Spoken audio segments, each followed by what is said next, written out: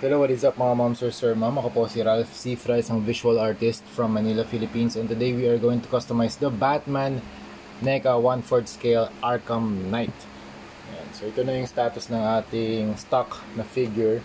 Actually, inilinis ko na rin to kasi galing to sa stock room. Medyo marumi siya. Ayan. Pinaliguan ko na rin to. Tapos in-scrub ko ng soap. In-scrub ko ng soap with toothbrush. And then, yung accessories nandito na rin, kompleto lahat ito. Yan. Kompleto lahat. Tapos, ang gagawin natin dyan, yung paint job na ginawa natin dati sa McFarlane Toys. Ito, yan, ganyan. So, try natin i-apply dito sa 1/4 scale, sa mas malaking version. Okay? So, ang gagamitin natin primer dito, ito, number 4 flat black from Bosnia. Okay? Ang technique na gagamitin natin, dalawang thin coats. Okay? Tapos, ito pala, imamask natin yung kanyang face kasi hindi natin i-sprayan yan ng black. So ito yung gagamitin ko, blue tack. I-shape ko lang siya na kasing parehong shape ng kanyang mouth para may sprayan yung mga black parts, tapos may iwanan tong face. Tsaka yung eyes nga rin pala tatakpan natin kasi gagawin natin ano yan. Hindi ko sure kung gagawin ko lang siyang white, tapos parang ginawa ko dun sa Arkham Origins, o iiwanan ko siya merong eyeball. Pero I think parang mas maangas yung merong yung white lang eh. Yan. So ganyan gagawin natin. Mamask lang natin siya. Tapos sprayan na natin. Okay? So balikan ko kayo kapag tapos na natin siyang sprayan na Bosnia number 4 flat black sa lahat ng sections. Yung cape, ang gagawin ko rito, medyo hindi pa kasi siya tuyo. Tatali ko lang siya using rubber band. Okay? We are done applying the black primer sa surface ng action figure natin na NECA Batman na 18 inches. Now, the next step, mag-apply tayo ng Vallejo Metal Color Steel using the dry brushing technique. Okay, so ito na, naload ko na yung brush natin with the paint and ida-drag lang natin across the surface to create level of weathering, highlights, and ma-emphasize yung paint, yung surface details ng ng action figure. You can do circular motions, up and down, side to side motion.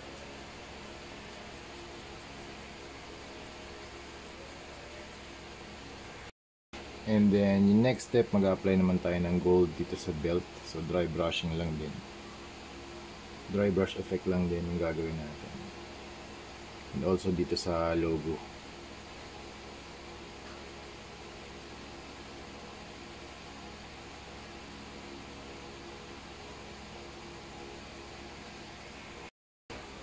Tapos na tayo mag-apply ng mga gold paint sa mga armor details niya. Now, ang next na gagawin naman natin, mag-apply tayo ng cobalt blue na paint dito sa mga hexagonal na shape or hexagonal patterned na mga areas such as this. Ito sa legs, dito rin.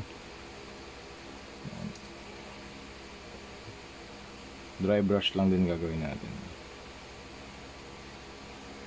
And after nung blue na sections na nalagay natin, now we are going to apply turquoise and white para naman para malagyan natin siya ng highlights. Mix lang natin turquoise and white, and then dry brushing method lang din gagawin natin. Okay, try natin dito. Ayan, so lalabas na yung lalabas yung honeycomb na pattern. Pwede pa tayo mag-apply ng lighter shade, pero I think okay na tong white and turquoise na mixture.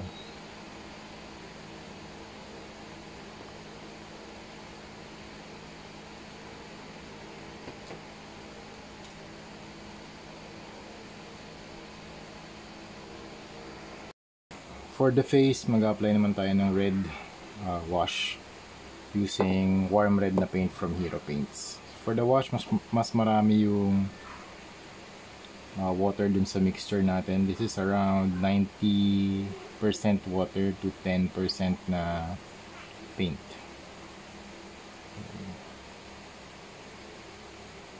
Tapos yung excess, wipe off natin using tissue.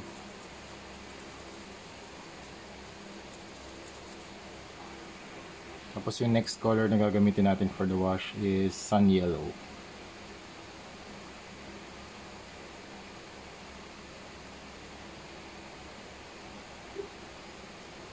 And then wipe off lang din yung excess. Okay, done na tayo sa paint job. Ngayon, mag-apply naman tayo ng flat clear para sa ating top coat. Same lang din. Hindi, primer. Black primer pala yung ginamit natin for the figure. Ito naman, number 191 flat clear from Bosni din. Okay. Sisilang natin yung paint job na ginawa natin. Tapos pagdating naman sa paint, gamit tayo ng makeup brush and mix lang tayo ng white and blue para makapag-add tayo ng weathering dito sa lower part ng kanyang cape. So idadab lang natin yung brush.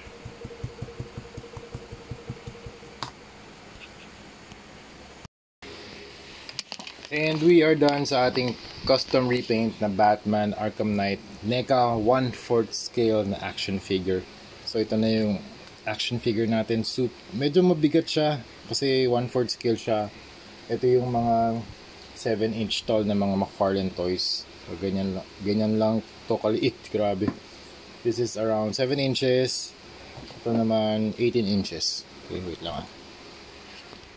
Okay, again, recap lang natin yung ginawa natin dito sa project natin. Nag-spray tayo ng flat black dito sa body armor pero nakamask tong face.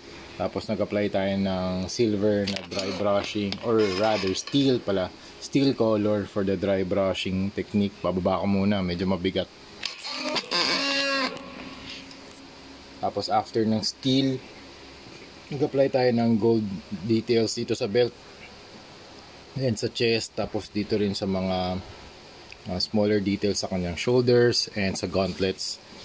And then after that, nag-apply din ako ng copper. Ito, pakita ko naman sa inyo. Ayan, meron din tayong copper dito. Ayan, sa mga clips, sa mga ropes, pati rin dito sa kanyang collar, and somewhere here sa feet. Ayan. Ito. Para magkaroon ng color separation or mga contrast, kasi kung hindi ko lalagyan to, ano lang siya, it's a parang gunmetal lang na armor ni Batman. Tapos after nun, nag-apply tayo ng blue sa mga honeycomb areas or sa hexagonal shape na areas. And then nag-apply tayo ng teal with white using the dry brush method para lumabas yung mga honeycomb na pattern. After that, nag-apply na rin tayo ng red na wash and yellow wash para dito sa face. And then, yung last step na ginawa natin, nag-apply tayo ng top coat using this Bosni number 191 flat clear. So yun mga ma'am sir, yun yung ating ginawang project dito para kay Batman. And nga pala, meron pa pala tayong ginawa additional step para dito sa cape. Blue yung inuna kong so dubbing motion yung ginawa natin dito. Blue with white, and then yung second layer naman white with turquoise. Pati dito sa kabila, na rin yan, na custom repaint na rin yan. Okay? Tapos sa likod naman, ito pala yung side of the head. Ayan, ganyan. Sa likod naman, ganito rin yung itsura niya. Okay. Yung mga gold na pin details lang. Pati itong gauntlet, naka-custom repaint na rin with gold para lang ma-separate siya from the gauntlet itself. Okay. And the feet, meron din siyang steel toe na boot design. Okay. So that's it mga ma'am sir. Thank you very much for watching and see you sa next video. Bye bye.